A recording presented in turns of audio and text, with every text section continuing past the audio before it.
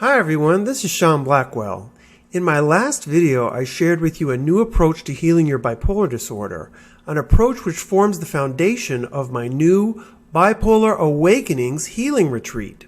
If you remember, this approach brings together the most useful parts of psychiatry, psychology, the peer support movement, and shamanism, creating a truly integrative healing program.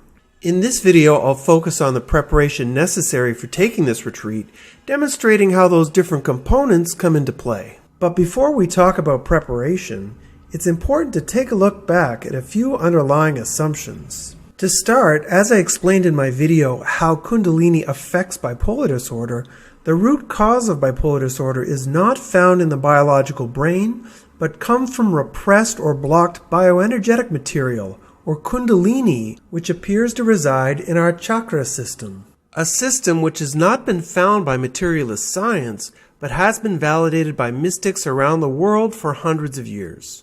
The material itself is largely composed of emotional content from life trauma, but may also include traumatic events from our birth, as well as energies from more controversial dimensions of our existence, such as past lives.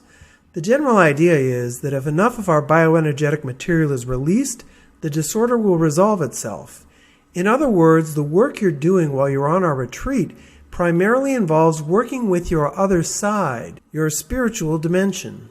That's what makes this work mostly shamanic in nature. It involves trusting an inner spiritual force, or inner healer, as Dr. Stan Grof calls it, which is powerful, intelligent, and completely natural. As a result, the work itself isn't rocket science. Actually, it's remarkably simple, but you do need to be open and trusting to what can be a strange and difficult journey sometimes. A journey to a place so deep within yourself that most people don't even believe it exists. So to get you prepared for this shamanic inner journey, we'll also need the help of psychiatry, psychology, and peer support. Let's start with psychiatry. With psychiatry, our approach means that we simply don't touch your medications. So far, our clients have had no problem staying on their meds while we work together.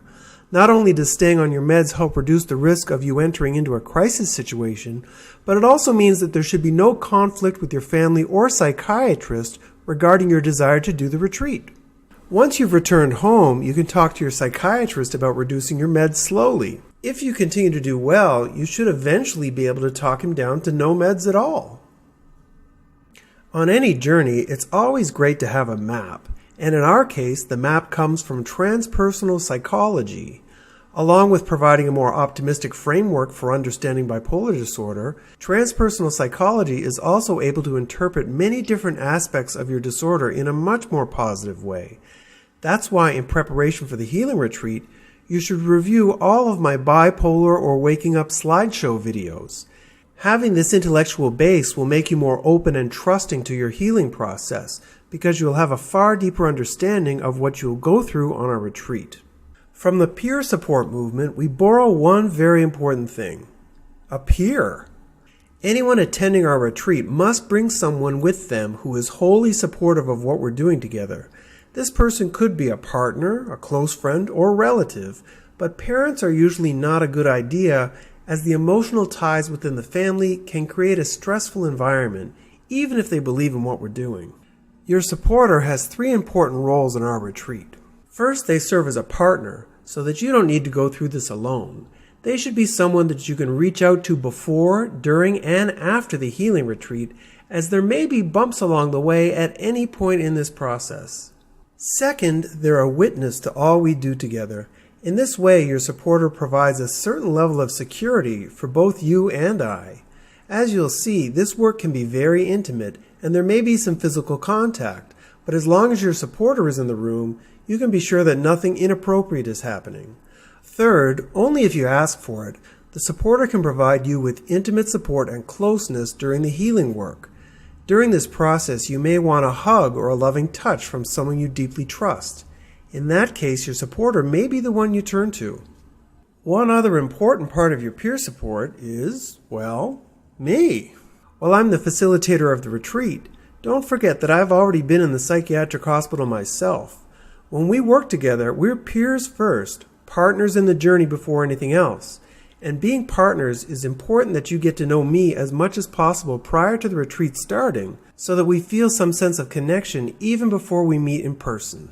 That's why my book, Am I Bipolar or Waking Up, is essential reading prior to us working together so that you can know my story. It's available as a free PDF on my website.